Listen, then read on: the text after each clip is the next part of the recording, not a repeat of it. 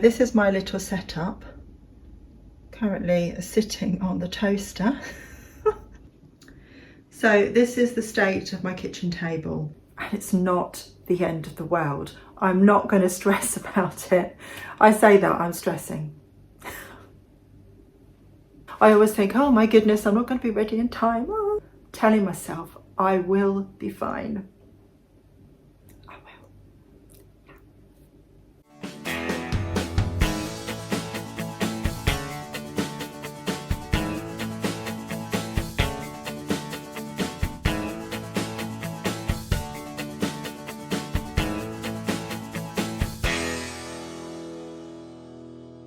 Hello everyone, welcome to Organised Chaos. You'll find me in my kitchen where I am currently getting ready for the next flea market that I'm doing. This time it's the Margate Flea, and it is on Saturday and Sunday coming. We have been so busy the last couple of weeks, so I know that I've missed an upload last week. I didn't manage to get a video out, but I just haven't had a moment to film or think about it. We've had so much going on, but I decided that today, whilst I'm here in the kitchen and I've got a table of stuff behind me, a box of stuff down there that are all ready to clean and price, I thought that I would show you what I'm doing and just talk about the process of preparing for a flea market. Now, I'm really new to this. I've only done a couple so far. The first one we did was back in July, so I'm not an expert by any means. But I've done a couple, they've been really successful. So I just thought I would share with you just a little bit of how I do things. I'm sure that everybody else has different systems, different ways of thinking about things, different ways of pricing, etc. But I thought I'd share what I was doing. So this isn't a how-to, it's just this is what I do. So talking about how I'm sure lots of other people are much more organised than me, this is my space to prepare, because I don't have an office space anymore. We have the Tack Cave downstairs, but there really isn't a lot of room for the both of us to move around and do things. So I bring stuff up here in boxes, and then I fill the sink up with lovely soapy water and I wash things. I have my laptop set up, and you'll see that it is nicely balanced on the toaster because it's the most sensible place for me to put it, and it's a nice height. So I work off the chopping board, which I clean afterwards before I cook, just to be clear on that. But I work off the chopping board. I use that as a surface. I use my laptop above it to look up prices, gauge an idea of what I want to price something, and then I price it, wrap it, pop it in the box. I have several crates on the go, and then I fill each crate one at a time, stack them up in the kitchen, and then when the day comes, take them out of the kitchen, pop them in the car, done. The flea markets that I've done so far have provided a 6-foot table, and it's the same this weekend as well. We have a 6-foot table to work with. Now, sometimes you can kind of work around that, and sometimes you can put things in front, you can put things slightly to the side, but that really depends on how much space you've got. If there's not a lot of space to get in and out, then that's not advisable. So just use a little bit of space in the front, but make sure that people are not going to trip over things or damage things. Now, we did quite well at the last one with lining up some art at the front of the table, propping it up against a couple of crates that we had upturned and used, and for the most part, great. But one of our pictures did get cracked, unfortunately. The glass on the frame was cracked when we got it home. Now, that could have happened in the car, but we're generally very careful with how we pack things and how we transport things. So I think what happened is a couple of times somebody did knock artwork with their feet. I think somebody stood on it. But you know, that's going to happen. So the artwork itself is fine. We just need to find a new frame for it. So bear that in mind if you're displaying things in front of your table. People will kick it. They will tend not to notice it because they'll be focused on what's on the table. So just be mindful of that when you're placing things in front. It was trial and error for us the first time, not knowing how much to take, how much we would sell, how much we would need in reserve. So we took about 5 crates worth, lidded crates worth of stock. Now that might vary as well depending on how small or how big your items are that are in the crate. So you may need a bit more than that. But we found each time we've gone, we've taken 5 crates and that's worked perfectly. We've had some left over. So when we sell through, and we've got some gaps on the table, we can take some out of the reserve boxes and refill the gaps. So far we found that's worked for us. That's been about the most perfect amount. So that's what I'm working on today. I'm currently on the 3rd box. I've just started packing that one and pricing things to put in it. I've only got another couple of days to go. So I'm down to the wire. Because I've been so busy, and I do have a little bit of a reserve with stock from the Emporium. I'm thinking if I really don't have enough stock to take, or I feel I don't have enough stock, I'll just pop down to the Emporium the day before and fill it up with just a few extra bits that are already priced. But I'm hoping I don't have to do that. It's just, you know, that's something that I've got in reserve just in case.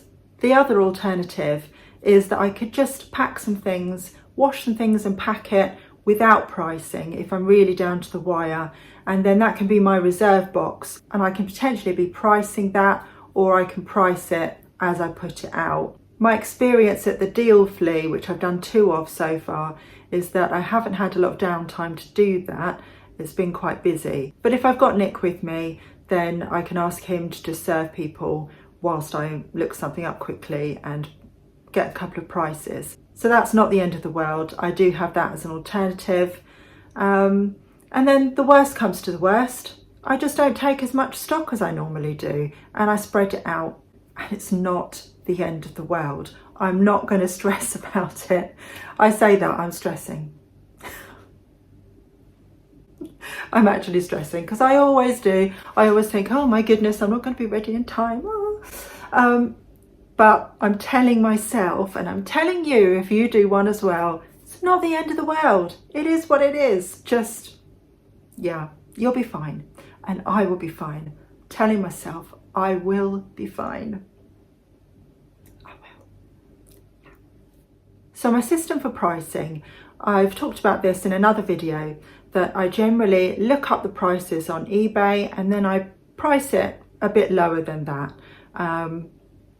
And I think the more that I do them, the more experience I will get, the more I will think that's how much people are willing to pay at a flea market, and price accordingly. But one thing that we do is we have a sign that we just prop up on the table. We also have a bigger version of this that if we have somewhere in the background that we're able to prop it up, we can. And on our sign, we state that we take card or cash, and we also state offers welcomed. But not everybody will look at that. So if I notice that somebody is looking at something and they're very interested and then they're unsure, they're not sure if they want to buy it, it might be a price thing, it might be they just don't know whether they can justify spending that much, or they're really just, they like it, but do they need it? That sort of thing, you know what it's like. If I see somebody doing that, I tend to say, we do take offers, and then it just changes something in their mind. And I've had a few sales by doing that, because I've noticed that sometimes people put something down and I say, oh, we do take offers if that's too much for you. And then they've gone, oh, okay. And then they're thinking, and And then they say, oh, well, would you accept? As if it's a bit cheeky. And I say, yeah, that's fine. I mean, obviously, there are limits. I've got 2 beautiful antique Italian oils in oval frames, and I've priced them at 25 each. That is actually a very good price for what they are. That's quite a low price. And Nick and I have discussed that, if they don't sell at the Flea, if they don't even sell at the Emporium, it doesn't matter, because they would sell very easily online for a lot more than that. So if we can get a quick sale on it at that price, then great. And we discussed what would we take if somebody did offer a lower price, and Nick is adamant 45 would be the least on the both of them. So they're 50 currently, but we'd knock £5 off if somebody wanted to buy both. But then a lady came along and she was very interested in them, and she had another couple of things in her hand as well, and she kept arming and ahhing and looking at these, and I told her previously we accept offers. And bear in mind, the 2 together would be 50, and she had 2 other things in her hand, and she offered me 30 for all of it. That was crossing the line a bit too much for me. So there are limits. Most offers, as long as they're reasonable, I will accept. But that was kind of ridiculous when she had 4 items, and bear in mind the pictures themselves on their own would have been 50. Yeah, that was a very silly offer. But other than that, mostly we are very welcome and open to offers. The other thing that I do when I'm pricing is I use the labels that we use for our Emporium booth, and it saves so much time. I think this is a brilliant tip. If you have a booth and you also do flea markets or vintage fairs, use your Emporium labels, because if you're going to transfer those items into your booth afterwards, if they haven't sold at the flea market, it saves you so much time. So I don't have to price things twice. Yeah, one of the best decisions I made doing that. So if you're selling at a flea market or vintage fair, other tips I have are take some extra labels, take pens with you, make sure you have enough change. Most people will want to pay by cash. We do also take credit card, and I don't have a credit card machine, but I've got an account with SumUp, and you can sign up for the tap to pay on the SumUp app, and then you can use your smartphone as a card machine. Brilliant. Whoever came up with that idea and that technology, big thumbs up to them, because that's been fantastic. It's really easy to sign up with SumUp. There are many different companies that do the same thing, and I looked into several of them, but that was the one I liked the most. It's really user friendly. The app itself is easy to navigate, and the actual process of using the tap to pay, entering the amount and people tapping and it coming through, all so smooth, lovely. I haven't had an issue with it yet. Touch wood. Oh, there's some wood. Yeah. So, as I say, many to choose from, but I prefer SumUp, so I've got that on my phone. And also, once you have your account set up, the payments come through automatically. So you get your payments within the day, within 24 hours, which is fantastic. They obviously take a fee, but then you would expect that, and it does make your life a lot easier. But as I was saying, in my experience, most people pay by cash. So make sure you've got enough change, a few small notes, a few fives, maybe a couple of tens, just in case, you know, someone's trying to break a 20 or whatever. Yeah, just make sure you've got that. Yeah, just keep that in mind and be prepared to have a decent float with you. So it's not necessary, but we have a bag of paper bags We have the bigger ones. We've also got some of the smaller ones for smaller items. And we also have some tissue paper. Now, we didn't plan that, but we ended up with it for free. And they've been really, really useful. You don't need to take this. You don't need to wrap something for someone, but it is a nice touch if you wanted to do that. You don't even need to give them a bag. Really, in this day and age, everybody should have their own reusable bag with them, is what I think. I never understand at a boot sale when someone says, "Have you got a bag?" I think, why haven't you? One thing that we discovered as well is we took a few bags for life that we had, because we had a few bigger items that wouldn't have fitted in the paper bags. So we took some bags for life, and also if anyone buys multiples of things, you want to be able to offer them a bag. Not at a flea market. It's a very, very different vibe to a boot sale. People do not want to take a bag for life. They're buying into a lifestyle. They're buying into a vibe. They want something nice and fancy. So my advice would be, and this is what I'm trying to do, if I end up with a really nice bag for life, like not your normal sort of, orange Sainsbury's one, or something that says Tesco on it, if you find something that just looks really nice, save it.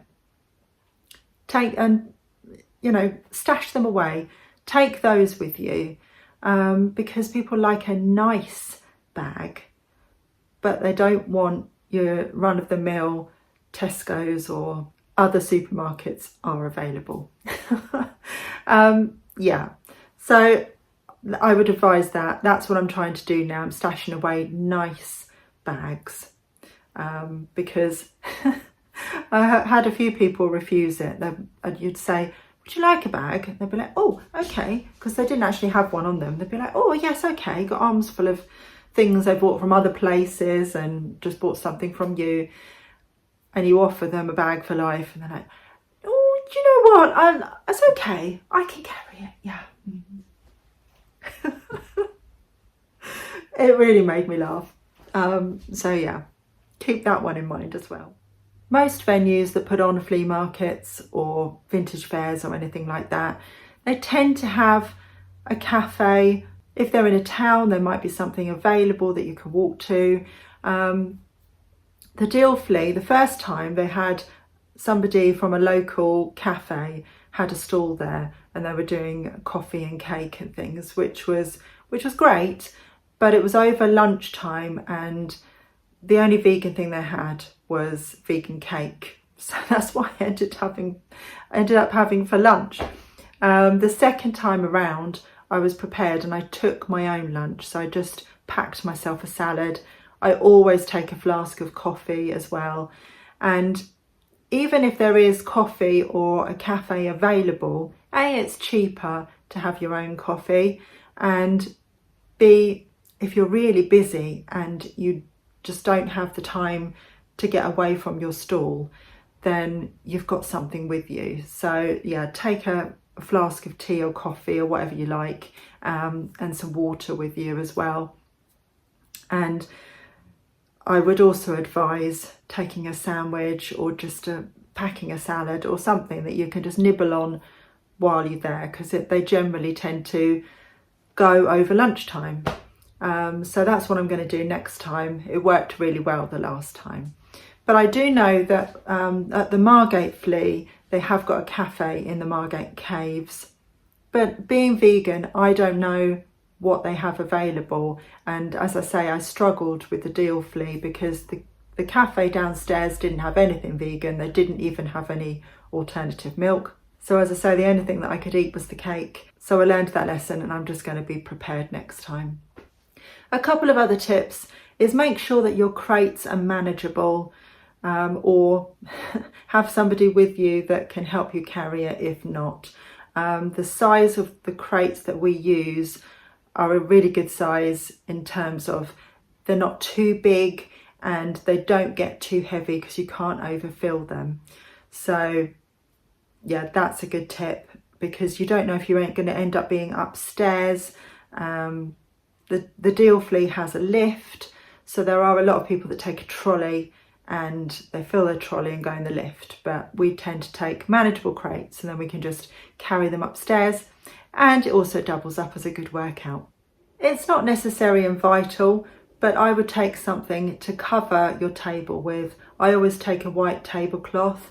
If you've got a nice neutral colour, not a pattern, not a dark colour, then it will help to lift the items on the table. So yeah, if you have a pattern, it's just going to look too busy, and if you have a dark colour, it's just going to look too dull. So you need to keep a nice light bright covering, and it just looks so much nicer if you cover the table. But as I say, it's not necessary, it's just one of those things that I prefer to do. Okay, I can't think of any other tips. I probably will once I've edited this and put it out. But if you can think of any questions, then please pop them in the comments below. Yeah, I'm just going to turn you around and show you some of the things that I'm organising and doing at the moment. I've already packed 2 boxes, but I'll show you the one I've got on the go, and be prepared. It's chaos. So this is the state of my kitchen table. Now, not all of this is going to the flea market. Some of it I pulled out of the boxes and decided they would be better in the booth rather than the flea market. But there are a few things I want to do. I want to get some pink stuff on that and clean that up, take that to the flea market, because candlesticks are great at this time of the year. Talking of pink stuff, I've got this lovely set of goblets. They looked like this when I started with them, and I've just cleaned one of them up to see how it would come up with some pink stuff, and look at the difference. Couldn't believe it. I knew it would be an improvement, but look how sparkling that is.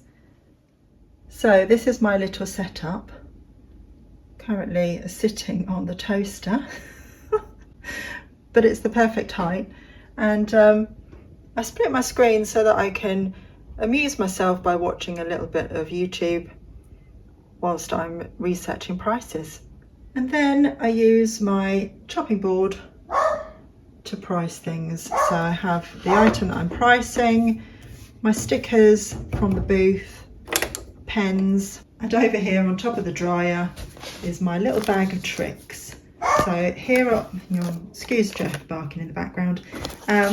So here are all my stickers, tape measure.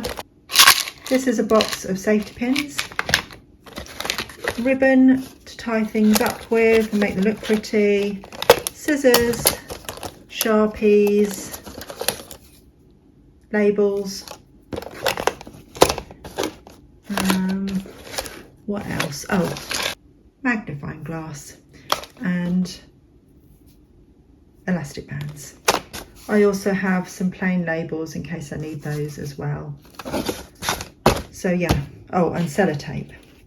So that's my little box of tricks, all my essentials that I use to prepare, to price, to prep, and then I also take it with me on the day as well. And this is currently where I'm at with crates.